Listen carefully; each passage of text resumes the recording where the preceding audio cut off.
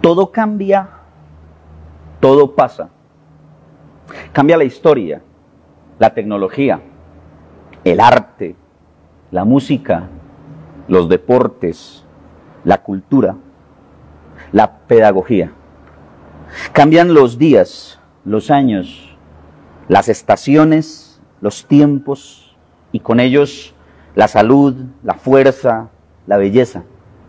Cambian los sueños, los proyectos, las profesiones, las personas cambian, se van y vienen. Cambia la iglesia, los amigos, todo cambia, todo pasa. Este es el Evangelio de Jesucristo. Hace una semana dimos inicio a una serie titulada Este es el Evangelio de Jesucristo. Ahora, usted se preguntará, ¿de dónde salió el nombre de esta serie? Teniendo en cuenta que nosotros como iglesia conocemos el Evangelio del Señor Jesús. Es lo que nos han predicado, es lo que hemos aceptado como verdad para nuestra vida y nuestro corazón. ¿Dónde nació la idea de traer a la iglesia un mensaje centrado en Jesús y, más allá de eso, un mensaje que esclarece el significado, el valor y el peso del Evangelio para nosotros hoy? Pastor Álvaro y yo estuvimos trabajando mucho el año pasado y conversando mucho el año pasado acerca de diferentes movimientos que se han ido levantando y que demuestran una distorsión clara del mensaje del Evangelio. Diferentes movimientos que de manera sutil se han ido metiendo dentro de la iglesia, porque no tiene que ver solamente con herejías o grupos que se abren aparte, sino pensamientos que están dentro de la iglesia, que marcan el sentir y el pensar de la iglesia y que nos preocupa de manera profunda, porque cuando uno observa este tipo de pensamientos, son pensamientos que son contrarios a la verdad del Evangelio que hemos aprendido en la Escritura. La semana pasada René hizo un comentario en uno de los puntos de su predicación que me causó a mí de manera personal una profunda preocupación, no por el punto, sino por la realidad que eso demuestra. Cuando René, en el primer punto de su predicación, en la primera impronta de su predicación, dijo: el Evangelio no necesita actualizaciones, hacía alusión al tema de que el Evangelio no se vuelve obsoleto, el Evangelio no llega a un punto en el que necesita ser actualizado, es decir, que necesita cosas nuevas para presentarse.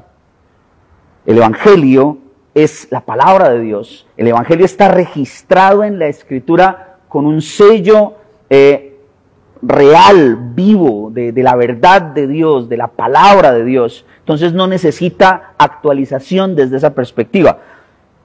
Mi celular, por ejemplo, lo compré hace como 2 años o 2 años y medio, y en este momento, al parecer, ya necesita muchas actualizaciones. Es más, es muy probable que me toque cambiarlo, porque se empieza a volver más lento, empieza a llenarse rápidamente y se empiezan a obstruir las aplicaciones. Entonces, al parecer necesita que se le descarguen nuevas actualizaciones o simple y sencillamente desecharlo y comprar uno nuevo. Todas las cosas en medio de nuestra vida son así, pasan, cambian, necesitan un cambio. Pero el mensaje del Evangelio no. El mensaje del Evangelio se mantiene vigente, se mantiene vivo.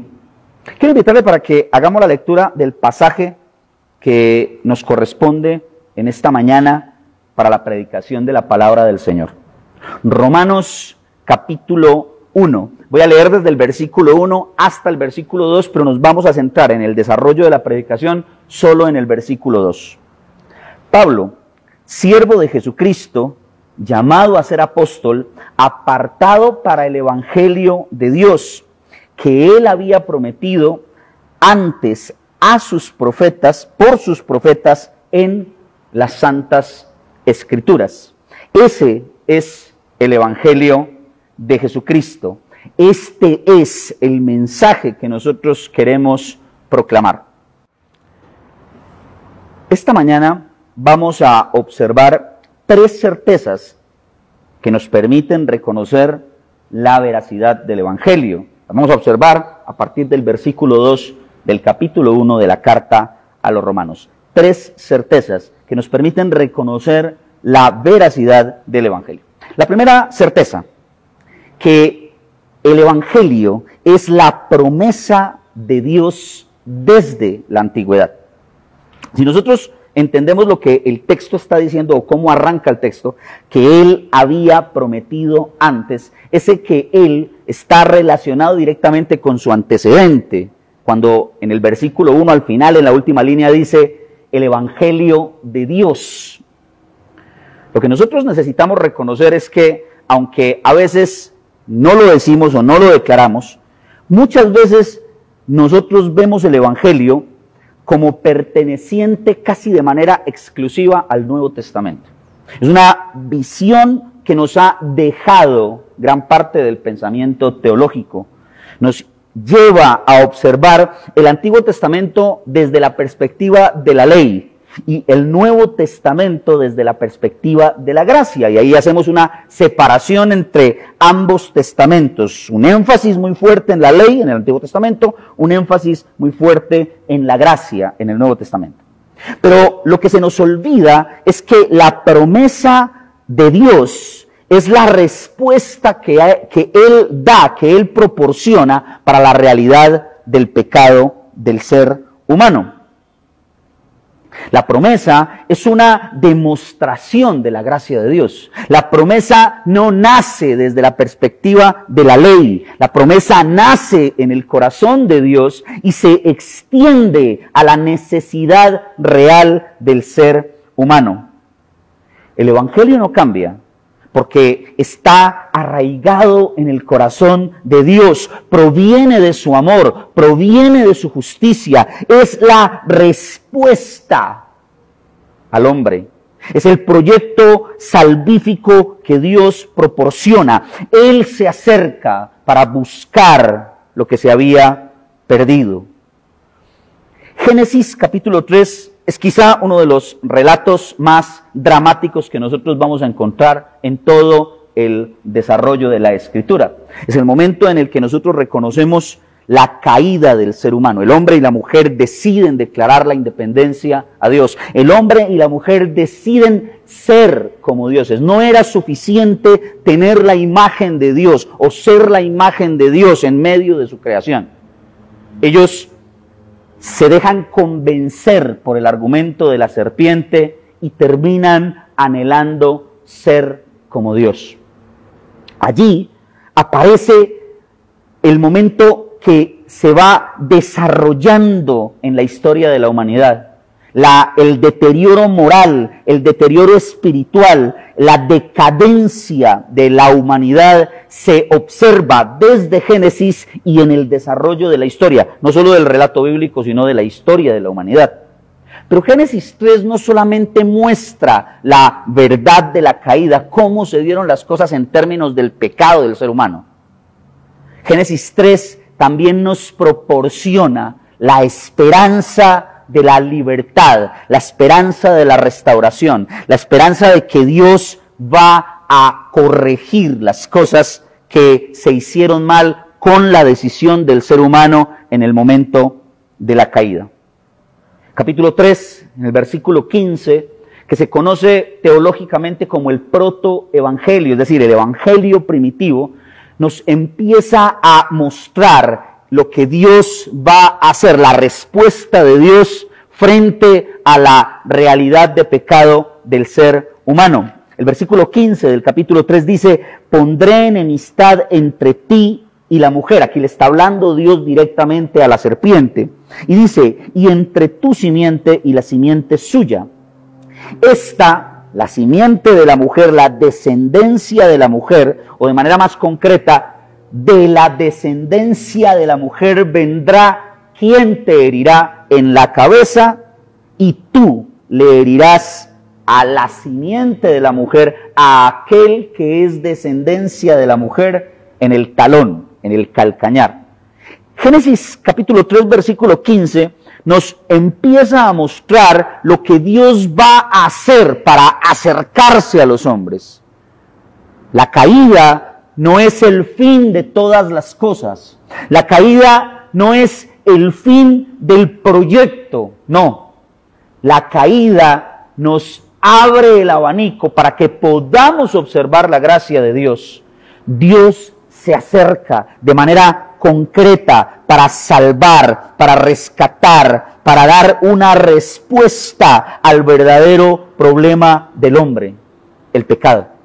Por eso, en el versículo 21, y quizá a veces nosotros lo pasamos por alto, hay una alusión preciosa a la gracia de Dios. Y Jehová Dios hizo, versículo 21 del capítulo 3 de Génesis, y Jehová Dios hizo al hombre y a su mujer túnicas de pieles y los vistió.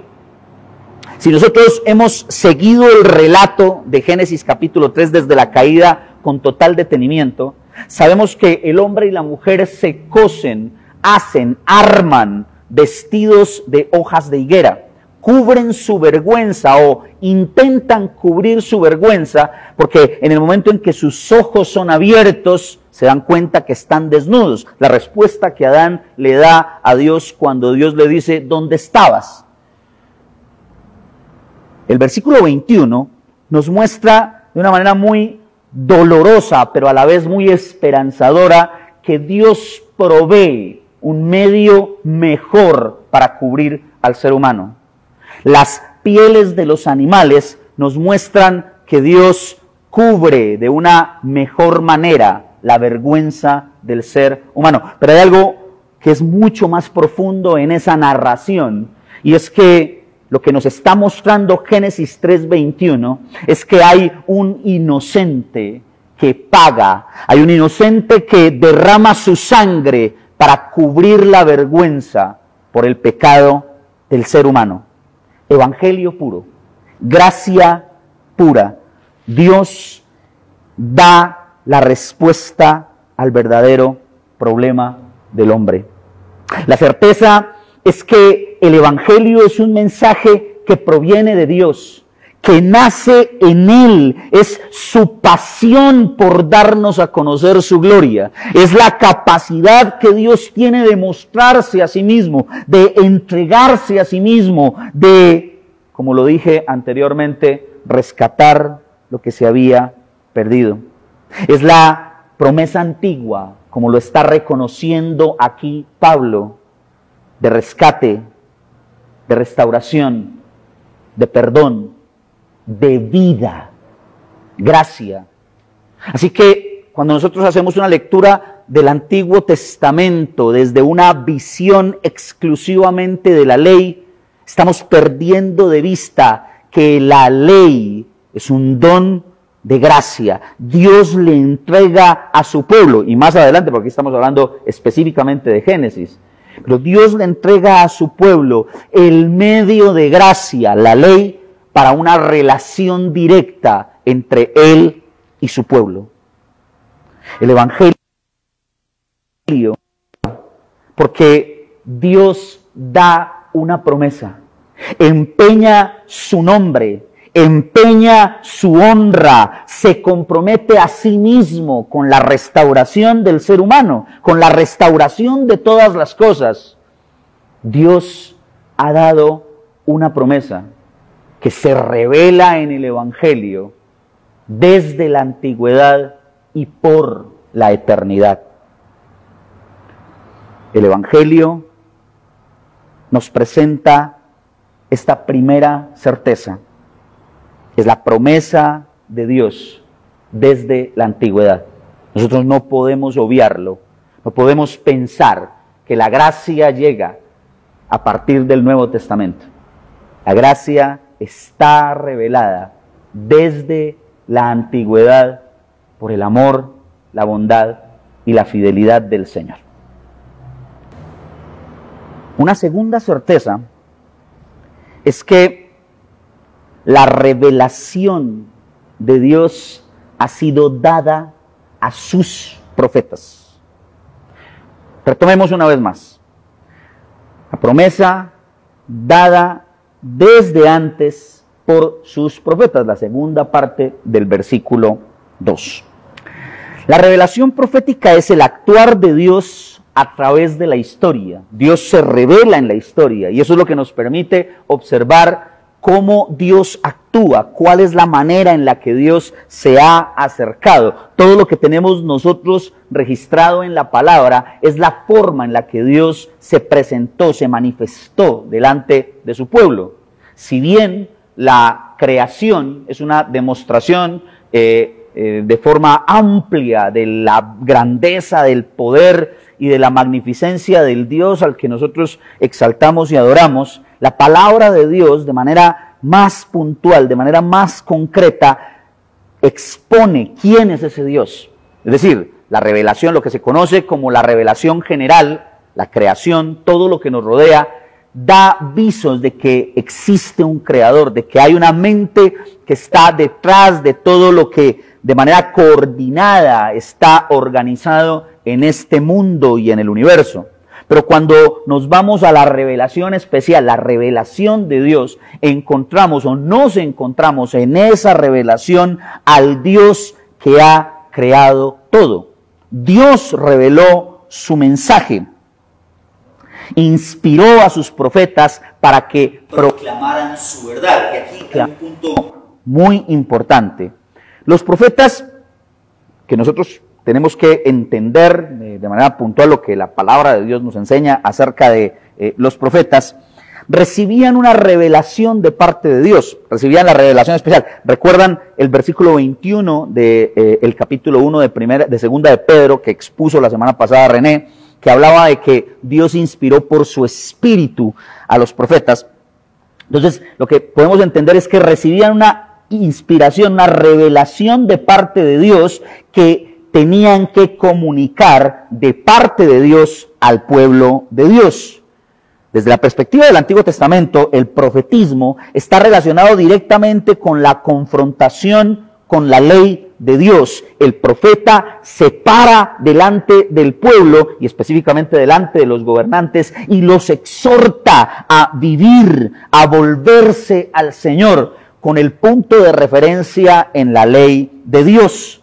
También los profetas hacen un llamado a la realidad de injusticia que se está viviendo. Una gran cantidad del elemento profético que Dios le revela a su pueblo es que en su gran mayoría los poderosos se han aprovechado de los pobres y hay una demostración de la maldad del corazón del ser humano y del pueblo de Dios que se ha aprovechado, el poderoso, el fuerte, el que tiene, se aprovecha del necesitado y del más débil. Aparte de eso, la profecía del Antiguo Testamento también contiene elementos de revelación, de vaticinios y los conocidos llamados oráculos, en donde Dios demuestra parte del porvenir, en donde Dios revela lo que va a venir hacia adelante. Cuando Pablo hace la alusión, reveló a sus profetas, está haciendo la conexión directa entre aquellos hombres y Dios. Es Dios quien los elige, es Dios que por el poder del Espíritu Santo y por la inspiración del Espíritu Santo revela su verdad, revela su promesa, revela su mensaje a aquellos hombres elegidos para ese fin. Si nosotros tenemos una lectura consecuente del Antiguo Testamento, nos encontramos que constantemente en el Antiguo Testamento hay una confrontación entre aquellos que son profetas de Dios contra aquellos que dicen estar hablando de parte de Dios. Se me viene a la mente la escena en el Monte Carmelo, los 450 profetas de Baal que invitaban al pueblo a la adoración de los dioses cananeos. Y un Elías, hablando de parte de Dios, confrontando al pueblo con esa verdad, confrontando a Acab, el rey, y mostrando que el Dios verdadero es el Dios de Israel. En ese momento hay en el capítulo 18 del primer libro de los Reyes, hay un momento muy específico en el que Elías le dice al pueblo, decidan a quién van a seguir. Si van a seguir a Jehová o si van a seguir a los Baales. Hoy es el día en el que se tiene que acabar ese sincretismo. Ellos siguen a dioses falsos, pero el Dios verdadero es Jehová, el Dios de Israel. Ahí recordamos nosotros el holocausto, el fuego que desciende del cielo y que consume el holocausto que Elías prepara o el sacrificio que Elías prepara para demostrar que ese Dios, el Dios que él predica, es el Dios que se ha revelado, es el Dios de Israel. Cuando uno se va, por ejemplo, a Jeremías, en el capítulo 23, todo el capítulo 23 es una confrontación entre aquellos que están hablando de su propia boca versus los que son llamados al secreto con Dios, a la intimidad con Dios y a quienes Dios les revela su verdad. Esa es la profecía del Antiguo Testamento, la profecía que es dada por Dios, la profecía que invita a la confrontación con la palabra de Dios, con la ley de Dios, a la exhortación de volverse a Dios, al clamor por la justicia de Dios.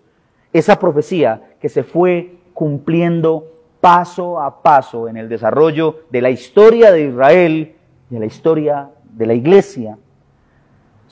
No se me puede olvidar, en el libro de Daniel, hay un momento en el que el rey está inquieto por un sueño que tuvo, el rey Nabucodonosor.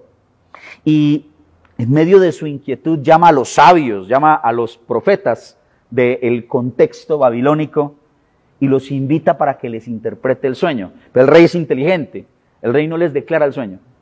El rey les dice, ustedes son los que me van a declarar el sueño y su interpretación. Y eso tenía como fondo el descubrir quién le estaba hablando de parte de Dios y quién no.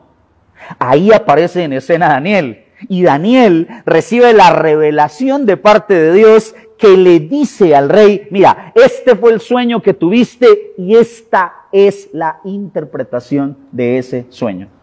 Los profetas hablaron de parte de Dios. Es lo que Pablo está diciendo. Esa revelación profética demuestra que provienen de Dios, pero no solamente por el mensaje, sino por el cumplimiento de las palabras en el transcurso de la historia. Dios se revela y actúa en la historia de su pueblo. Dios se va presentando delante de su pueblo y va diciendo, este soy yo. Y lo que Él mismo proyecta se va cumpliendo paso a paso en la revelación profética de Dios. Por eso encontramos que cuando Dios le dijo a su pueblo, se irán cautivos, el pueblo se fue cautivo. Cuando Dios les dice a su pueblo, los haré volver a su tierra, el pueblo vuelve a su tierra. Cuando se proyecta la venida del Hijo de Dios en el Nuevo Testamento, se proyecta desde el Antiguo Testamento y su cumplimiento veraz en el desarrollo del relato del Nuevo Testamento demuestra que aquellos profetas hablaron la palabra de Dios. Pablo está diciendo, el cumplimiento de sus profecías son una certeza de esa revelación, de ese mensaje, de ese evangelio. El cumplimiento de sus profecías son una garantía de que Dios les habló y de que ellos estaban comunicando la verdad de la palabra de Dios. El desafío a la misión profética de la iglesia aparece aquí.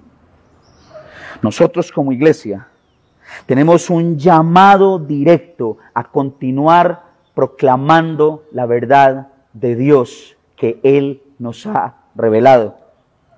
El llamado al arrepentimiento, el llamado a creer en el Evangelio, el llamado a estar alertas, es un llamado que sigue vigente para la iglesia en estos tiempos. Debemos seguir anunciando con urgencia el mensaje de Jesucristo.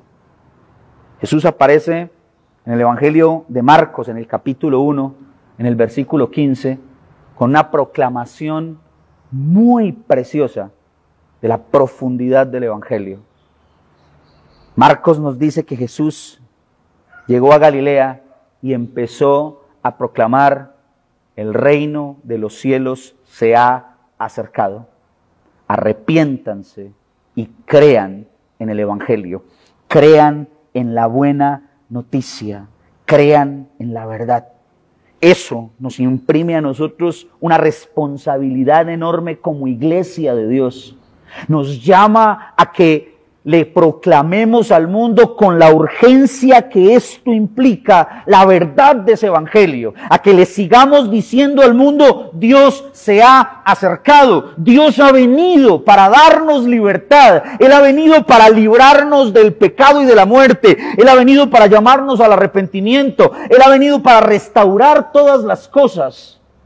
Él nos invita hoy a que le busquemos porque Él ha dado el primer paso, ha venido y se ha acercado a cada uno de nosotros. Esta certeza nos invita a reconocer la revelación de Dios dada a sus profetas, porque Él los eligió, porque Él los puso para proclamar su verdad, para exhortar a su pueblo y llamarlo al arrepentimiento. Son sus profetas porque es su voz hablando a su corazón. Es su espíritu el que lo reveló. Es su espíritu el que llevó ese mensaje al corazón de aquellos que lo proclamaron.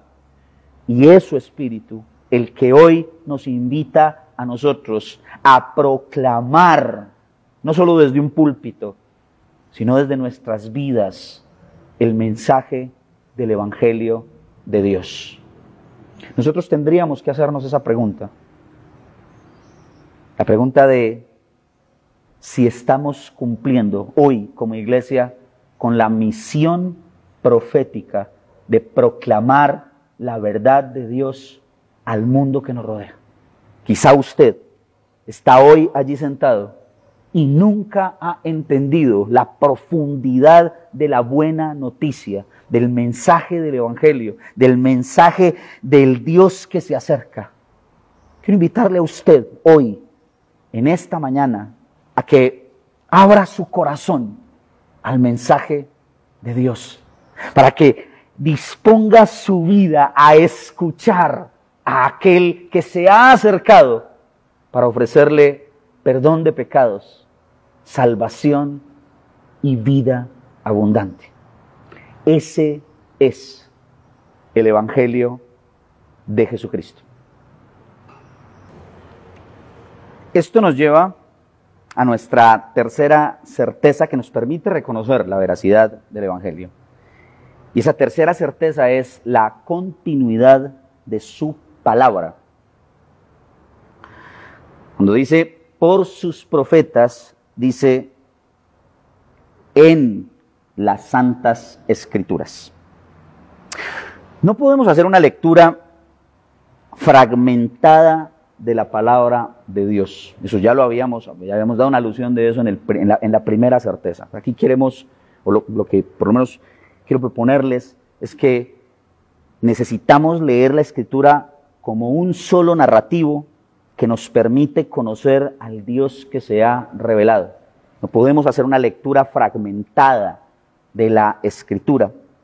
No hay un Dios del Antiguo Testamento y otro del Nuevo Testamento. Pablo lo está afirmando cuando Pablo hace la conexión del Evangelio de Dios dado desde la antigüedad, la promesa a los profetas y registrado en la palabra. Lo que Pablo está diciendo es todo lo que se ha revelado en el Antiguo Testamento y que ahora estamos reconociendo a la luz del Nuevo Pacto es la palabra de Dios. Y eso demuestra la continuidad de su palabra, la continuidad de su revelación, y que Dios no ha cambiado su mensaje, que Dios ha mantenido esa palabra de manera concreta a través de los tiempos y de la historia. Necesitamos entender cada parte de la revelación de Dios, tanto Antiguo como Nuevo Testamento, cada parte como parte del todo, como cada pedacito ilumina el todo. Así que no podemos decir que el Antiguo Testamento quedó obsoleto con el Nuevo Testamento, no. es entender el Antiguo Testamento a la luz de la revelación de Dios que se da en el Nuevo Testamento. Para eso necesitamos hacer diferentes alusiones. Uno de los textos que creo yo, aunque hay varios, pero creo que este es uno de los más contundentes en ese respecto, es Lucas capítulo 24, versículo 44. El Evangelio de Lucas cierra en el capítulo 24 con la resurrección de Jesús. Jesús se aparece a las mujeres, Jesús puntualmente no se aparece a las mujeres, pero aparece en la resurrección y las mujeres entienden que Jesús ha resucitado. Luego ya en el Evangelio de Lucas aparece concretamente caminando con dos peregrinos que van rumbo a Emaús, lo que nosotros conocemos como los caminantes de Emaús. Y después en el aposento alto se le presenta a sus discípulos, aunque ahí hay una alusión de que ya se le había presentado a Pedro. En el capítulo 24, cuando Jesús se aparece resucitado en medio de sus discípulos, hace una alusión bien interesante del cumplimiento de la palabra de Dios. El versículo 44 les dijo: estas son las palabras que os hablé, estando aún con vosotros, de que era necesario que se cumpliese todo lo que está escrito de mí en la ley de Moisés, en los profetas y en los salmos.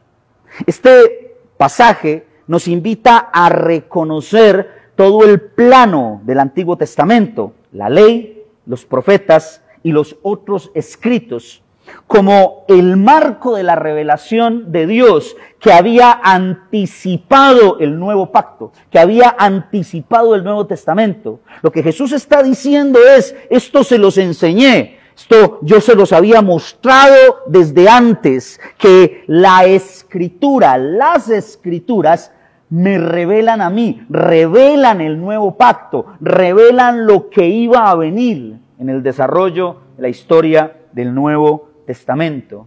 Jesús, en el capítulo 5 de Juan, en el versículo 39, exhortando a aquellos que lo estaban cuestionando por su testimonio, les dice claramente: escudriñen las Escrituras, porque ustedes creen, entienden, tienen claro que en ellas encuentran vida eterna, pero ellas son las que dan testimonio de mí.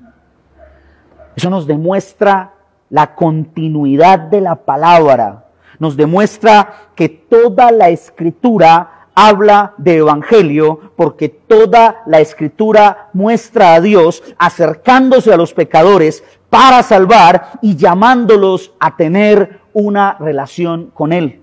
Eso nos demuestra una certeza profunda de que la continuidad de su palabra nos permite reconocer la veracidad de su evangelio, la continuidad, porque no hay una ruptura, hay un mensaje que se viene desarrollando desde la antigüedad, que Dios le dio a sus profetas, pero que quedó de manera palpable, declarado, asumido, revelado en la palabra. La palabra nos sigue proclamando la verdad de Dios. Toda la revelación de Dios, toda su revelación escrita, nos permite ver la luz de las buenas nuevas. Este es el Evangelio de Jesucristo. Este es el Evangelio de Dios. Nosotros cambiamos. Los seres humanos somos cambiantes, pasajeros. Se me viene a la mente el Salmo 90, un contraste profundo que plantea el salmista entre el Dios eterno y los seres humanos que son como el viento, como la flor de la hierba que se la lleva el viento. El Dios eterno que es de generación y en generación, mientras que los seres humanos son como los días, pasan, vuelven. El Dios que se mantiene firme versus los seres humanos que, como dice el mismo salmista, algunos durarán hasta los 70 y quizá en los más alentaditos hasta los 80. Pero esa revelación nos permite ver esa profunda diferencia entre Dios y los seres humanos. Todo cambia, todo pasa. Pasarán los años, pasarán las personas, pasarán todas las cosas que nos rodean, pasarán los tiempos, pero como dice Mateo capítulo 24, cielo y tierra pasará, pero mi palabra no pasará. Toda la Escritura nos muestra la promesa antigua. Toda la Escritura nos muestra la revelación a sus profetas. Toda la Escritura nos muestra el peso firme de la palabra de Dios que registra la revelación de Dios. 3 certezas de que nos permiten reconocer la veracidad del Evangelio. La promesa de Dios desde la antigüedad. La revelación dada a sus profetas. La continuidad de su palabra. Ahorita vamos a pasar a compartir la mesa del Señor. Y yo quiero invitarle a usted para que tengamos esa misma conexión. Lo que Dios ha revelado, su promesa, a sus profetas, en su palabra, como la palabra que nos ha hablado, que nos invita a reconocer su evangelio. El Dios que no cambia, el Dios que se mantiene inmutable, el Dios que demuestra su amor y su justicia de generación a generación.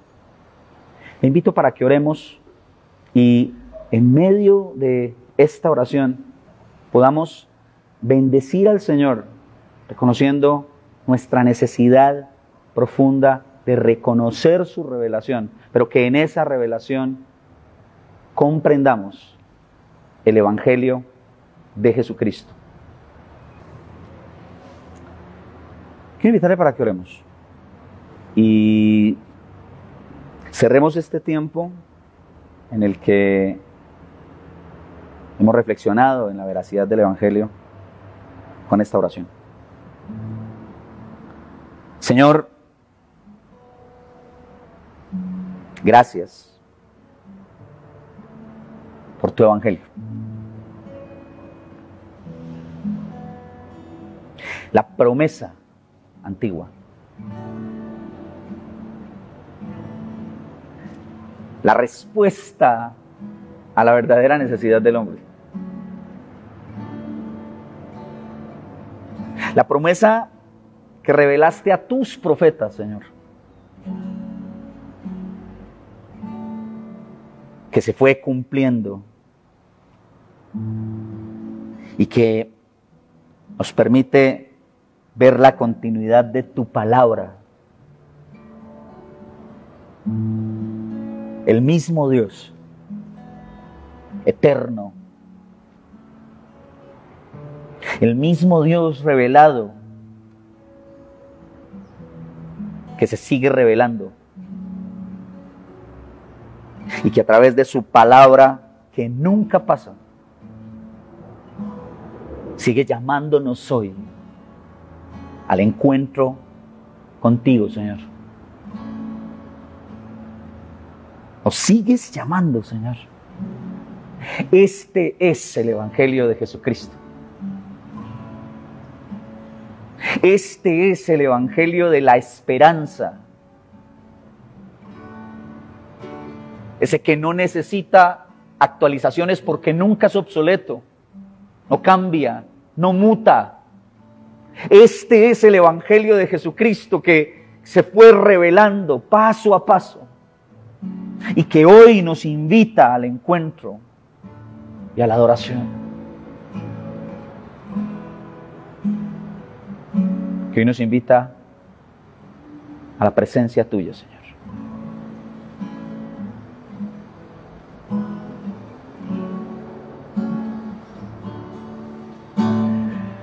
El mismo amor que trae libertad, el mismo amor que al ciego vista da, nos llama por nombre hoy.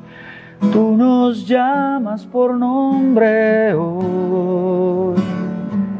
El mismo Dios que el cielo formó, el mismo Dios que en la cruz murió, nos llama por nombre hoy. Tú nos llamas por nombre hoy. Nos llamas, nos llamas, nos llamas hacia la cruz. Nos llamas, nos llamas, nos llamas hacia la cruz. Nos llamas, nos llamas, nos llamas hacia la cruz. La promesa antigua dada a los profetas y registrada en la palabra. Gracias, Señor, por regalarnos estas certezas que nos permiten reconocer tu evangelio. Oramos en tu nombre y le invito para que se disponga a que con esa misma pensamiento, con esa misma reflexión, pasemos a tomar la mesa del Señor. Bueno,